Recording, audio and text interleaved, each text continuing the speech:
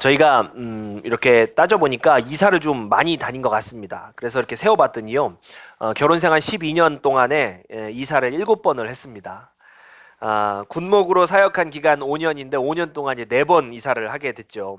그러니까 처음 결혼하고 군인 아파트 이사를 가야 되는데 아파트가 마땅치가 않아서 자리가 없어가지고 교회 바로 뒤에 이제 그 관사 사택으로 이사를 했습니다. 근데 사실은 그게 말이 관사지 아주 얇은 판넬로 지은 이게 창고인지 뭐 집인지 알 수 없는 이제 그런 데로 이사를 했죠.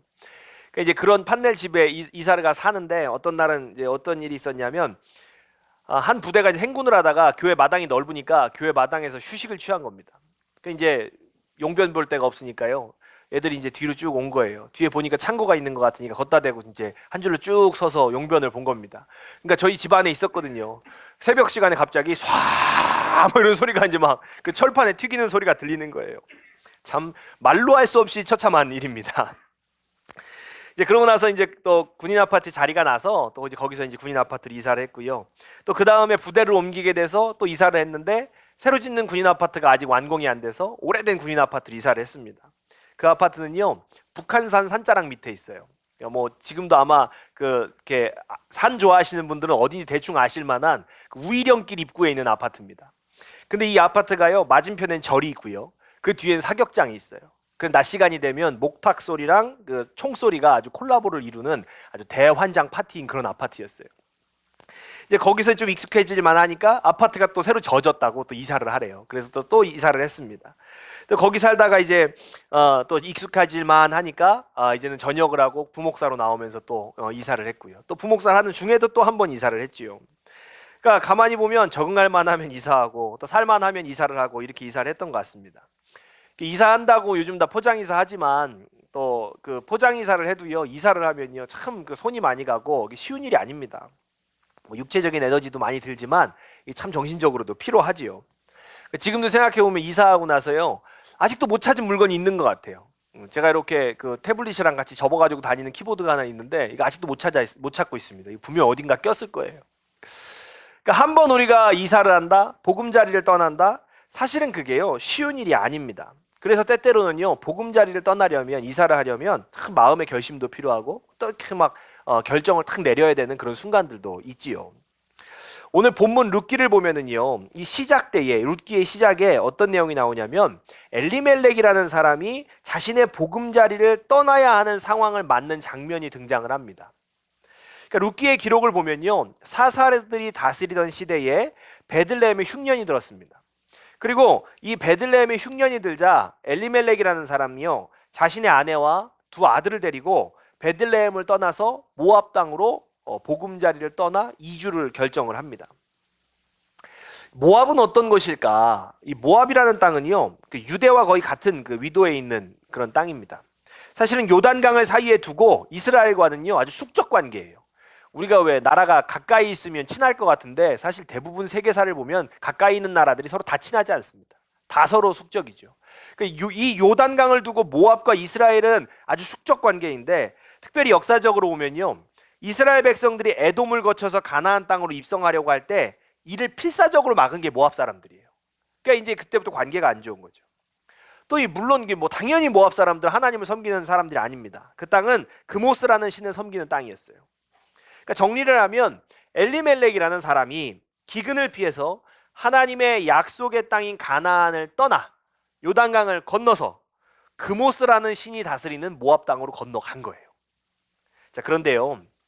그 결과가 어떠냐? 결과가 별로 좋지가 않습니다.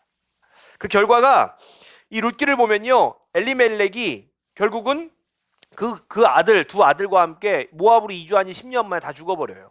그러니까 결과가 별로 좋지 않습니다. 모압 땅으로 다 이주를 해갔는데 엘리멜렉 본인도 두 아들도 그 땅에서 다 죽고 맙니다. 그 결과 별로 좋은 게 아니에요. 그런데 오늘 본문을 보면 성경을 보면 룻기를 보면은요 이 이야기와는 대조적인 이야기가 또 기록이 돼요. 그러니까 엘리멜렉이 모압 땅으로 간 이야기의 그 결과까지와 또 대조적인 이야기가 기록이 되어 있어요. 그게 무엇이냐? 룻기 1장 5절 6절 말씀입니다. 우리 같이 보겠습니다. 말론과 기럧 두 사람이 다 죽고 그 여인은 두 아들과 남편의 뒤에 남았더라. 그 여인이 모압 지방에서 여호와께서 자기 백성을 돌보시사 그들에게 양식을 주셨다함을 듣고 이에 두 며느리와 함께 일어나 모압 지방에서 도와오려 하여. 아멘. 그러니까 룻기의 서술이 이런 거예요. 엘리멜렉의 가족이 모압으로 갔는데 거기서 다 죽어버렸어요. 자, 그런데 모압 땅에서 가만히 소식을 들어보니까 여호와께서 자기 백성을 돌보셔서 그들에게는 양식을 주셨다는 거예요. 자, 룻기는 살기 위해서 하나님의 품을 떠나 그모스의 품으로 간 자들의 삶은 죽음이다. 그 결과는 죽음이다 라고 기록하는 반면에 약속의 땅에서 인내하면서 기근을 견뎌낸 사람들은 여호와 하나님께서 돌보시고 먹을 양식을 주셨더라 라고 대조적으로 그리고 있는 것입니다. 그러니까 나오미는요, 엘리멜렉의 아내 나오미는 이 그모스의 땅에서 남편과 두 아들을 잃고 미망인 처지가 된 거예요.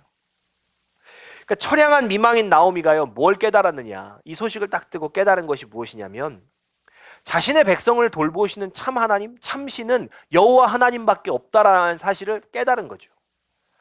모압으로 이주했던 자신들은 다 지금 이 처참한 상황이 되었는데 그 땅에 남아있던 사람들은 자기의 백성을 돌보셨다라는 소식을 듣고 깨달은 거예요. 참신, 참 하나님, 자기 백성을 돌보시는 것은 하나님밖에 없구나를 깨달았죠. 그리고 다시 베들레헴으로 돌아갈 결심을 딱 합니다. 그리고 나서 이제 며느리들을 모으는 거예요. 모압 여인들이니까 이 며느리 둘을 모아놓고 얘기를 하는 겁니다. 나는 이제 베들레헴 땅으로 돌아갈 건데 너희들은 여기서 너희 민족에서 새로운 삶을 시작을 해라. 그렇게 얘기를 하죠. 그랬더니 이제 첫째 며느리 오르바는요, 그렇게 하기로 합니다. 그래서 이제 떠나갑니다. 그리고 둘째 룻은요, 떠나지 않아요. 룻은 뭐라고 얘기하냐면 어머니 하나님이 나의 하나님입니다. 이렇게 고백을 하면서 하나님을 자신의 하나님으로 영접하고요, 여호와 하나님의 땅인 베들레헴으로 함께 가기를 결심을 하는 거예요. 룻은 나오미와 함께 베들레헴으로 가기로 결심을 합니다. 사실 베들레헴으로 가려면 요단강을 건너야 해요. 거꾸로 베들레헴에서 모압으로 오려고 해도 요단강을 건너야 돼요. 그러니까 요단강을 건너지 않고는 모압에서 베들레헴으로도 갈 수 없고 베들레헴에서 모압으로도 올 수가 없습니다. 나오미와 룻이 그 요단강을 건너기로 결정을 한 거예요. 사실은 엘리멜렉도 그 요단강을 건너기로 결심을 한 겁니다. 베들레헴에 기근이 드니까 이 엘리멜렉이 저 요단강을 건너 모압으로 가야겠다. 그렇게 결정했던 거죠. 룻도 엘리멜렉도 동일하게 요단강, 그 강을 건너기로 결심을 한 거예요. 동기도 같아요. 살려고. 이 땅에 기근이 드니 모압으로 가서 살아야겠다. 반대로 룻은 어떻게 생각을 한 겁니까? 야, 이 땅에서 과부가 되어서 살 길이 막막하니 저 요단강을 건너 베들레헴에 가서 살아야겠다. 둘 다 살려고 그 요단강을 건너기로 결심을 한 거예요. 그런데요, 그 결심의 결과가 다르다는 거예요. 엘리멜렉이 요단강을 건너 모압으로 갔던 결심과 룻이 모압에서 요단강을 건너 베들레헴으로 올 그 결심의 결과가 전혀 다르다는 거죠. 엘리멜렉이 기근을 피해서 하나님의 땅에서 그모스의 땅으로 요단강을 건넌 그 결심의 결과는요, 죽음이었어요. 본인도 죽고 아들들도 죽고 다 과부가 되고 그 상황이었어요. 자, 그런데 그모스의 땅에서 진정한 신인 여호와 하나님을 찾아 요단강을 건넌 룻의 결심, 그 결심의 결과는요, 생명 그 이상의 파장이에요. 룻은 훗날에요, 이 유대 땅에 돌아와서 누구를 만나냐면 보아스를 만납니다. 그리고 보아스를 만나서 오벳을 낳고요, 오벳이 이새를 낳습니다. 이새는 누구의 아버지죠? 다윗의 아버지. 다윗을 낳는 결과까지 낳는 것이 이 룻의 결심이었어요. 그모스를 떠나 여호와께로 가겠다는 룻의 결심은 이스라엘의 찬란한 역사 다윗을 만들어낸 거예요. 이스라엘의 찬란한 역사의 시작은 룻의 그 요단강을 건너려는 결심이었습니다. 엘리멜렉과 룻은요, 다 살려고 그 요단강 건넜어요. 자, 그런데 내가 살기 위해서 무엇이 필요한가?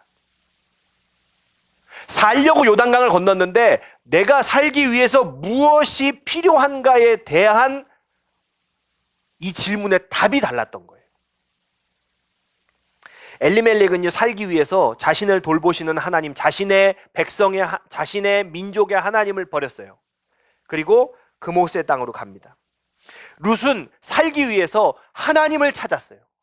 룻은 살기 위해서 여호와 하나님이 필요하시다라는 결단을 내린 거예요. 자, 그런데 문제가 있죠. 엘리멜렉이 하나님을 버리는 것, 이것은 뭐 그럴 수 있는데 룻이 하나님의 땅으로 가려면 문제가 있어요. 어떤 문제가 있냐면 룻은 모압 사람이라는 거예요. 룻 자신이 모압 백성이에요. 그모스의 나라예요. 레위기에서 말하는 절대 이스라엘의 총회에 들어올 수 없는 사람들, 이게 모압 사람들이에요. 사실 뭐 이렇게 되고 안 되고 이런 문제보다 아예 룻은요 전혀 다른 백성인 거예요. 이스라엘 사람과는 전혀 다른 백성인 거죠. 그래서 어머니의 하나님이 나의 하나님입니다. 그 고백은요 어떤 고백이냐면 평생 그모스의 백성으로 모압 사람으로 살아왔던 자신의 정체성, 자신의 삶, 그것을요 완전히 바꾸겠다는 결심인 거예요. 모압의 뿌리로부터는 완전히 잘려나가고 여호와의 백성이 되겠다라는 강력한 몸부림, 그것이 바로 룻의 고백이었던 거죠. 룻은요 자신의 삶을 완전히 바꾸겠다라고 결심한 겁니다. 여호와의 백성이 되겠다라고 결단한 거죠. 그리고 그 결심은요 단순한 마음의 결심에서 끝나지 않습니다. 룻은 나오미를 따라 나섭니다. 요단강 건넙니다. 그리고 베들레헴까지 들어가죠.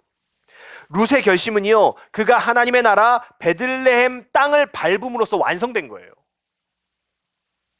룻의 완성된 결심을 통해서 하나님께서는 다윗을 준비하셨고 그 다윗의 족보에서 예수 그리스도까지 나타나시는 놀라운 일들을 이루신 겁니다.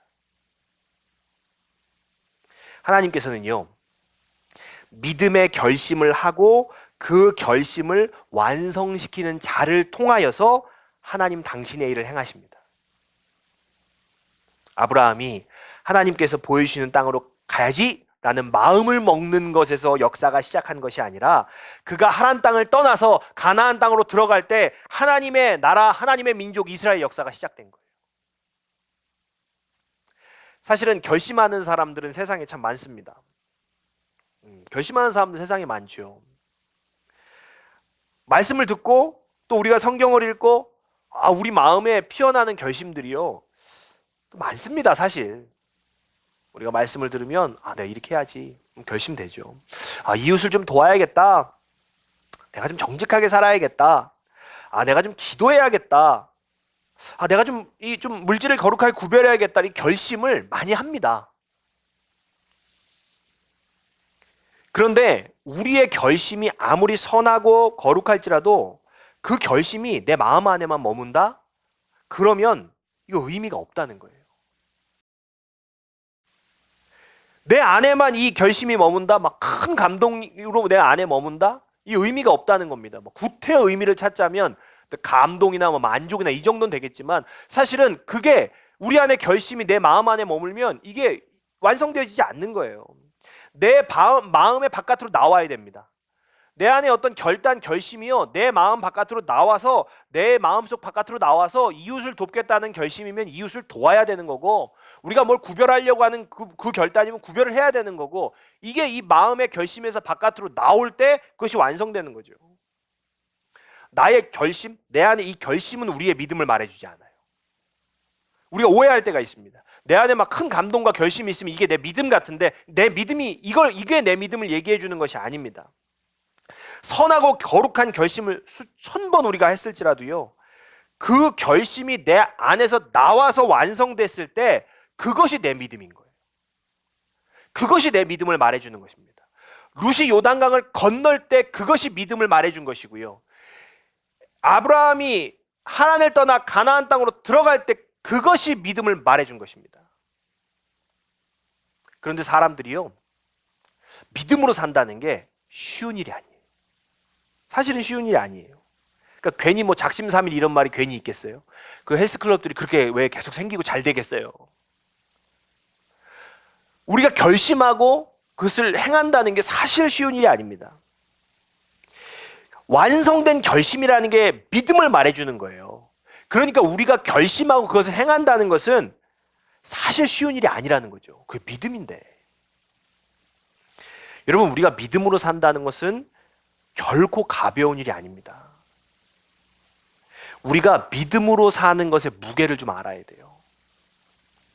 이 무게를 견디기 위한 몸부림이 있어야 합니다. 이 무게에 짓눌릴 것 같은, 믿음으로 산다는, 믿음을 완성시킨다라는, 이 결심을 완성시킨다라는 이 믿음으로 사는 삶의 그 무게에 짓눌릴 것 같은 어려움을 몸부림치면서 겪어내는 것, 그것이 믿음으로 사는 거예요. 우리의 결심을 완성시키기 위해서 이 삶의 무게를 견디고 그것을 막 몸부림치면서 견뎌내는 것, 그게 믿음으로 사는 거예요. 우리가 종종 그런 얘기하죠. 아유, 사는 게 쉽지 않다. 사는 게 쉽지 않다고. 가정생활, 사회생활, 학교생활, 직장생활 다 쉽지 않습니까? 어떻게 하면 쉬워지냐면요, 믿음을 버리면 쉬워집니다. 믿음 버리면 쉬워져요. 사실 믿음 버리면 엄청 쉬워지는 게 뭐냐면요, 정직하고 배려하고 사랑하고 인내하고 이런 거 다 안 해도 돼요.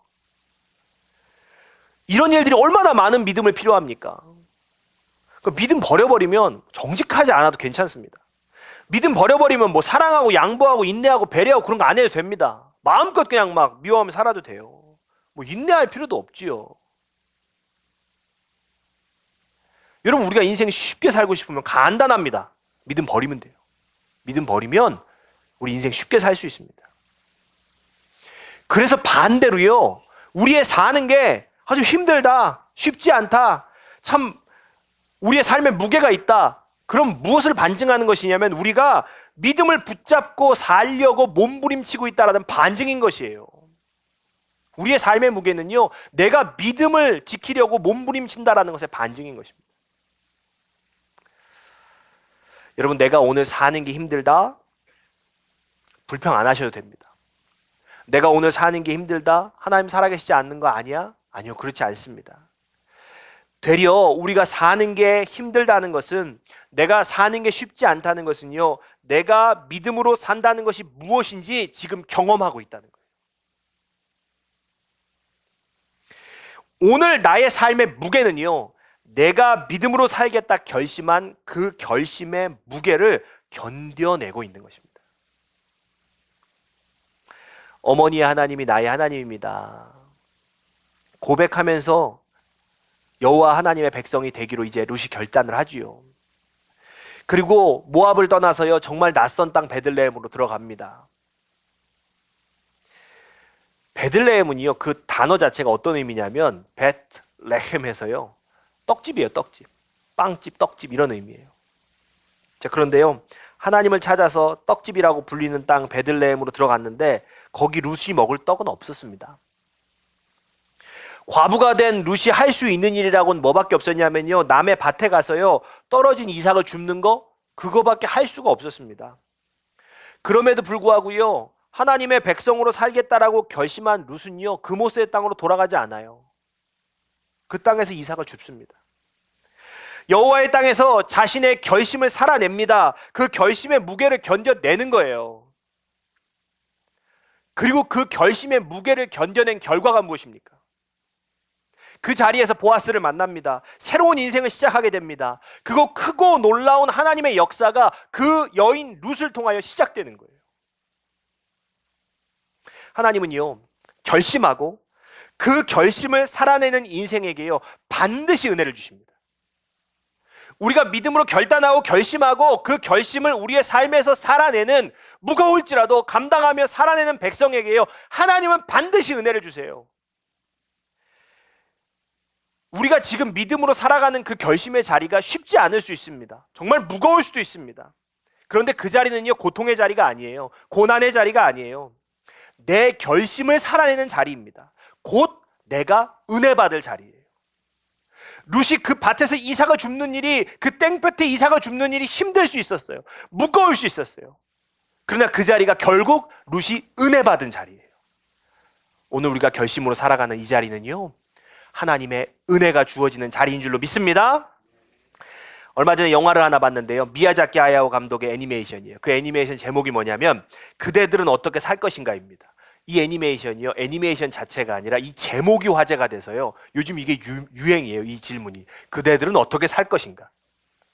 오늘 설교의 말미에 저도 한번 이렇게 여쭤보고 싶어요. 어떻게 살겠습니까?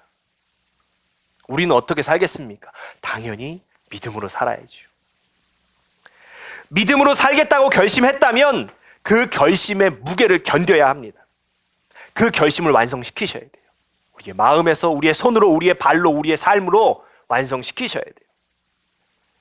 우리의 온갖 몸짓으로 완성시키실 때에 하나님께서는요, 우리의 삶의 그 자리에 바로 은혜 주실 줄 믿습니다. 우리가 우리의 결심을 믿음으로 살아갈 때 여호와의 은혜는, 여호와의 축복은 바로 우리 것인 줄 믿습니다. 우리 같이 찬양하고 기도하겠습니다.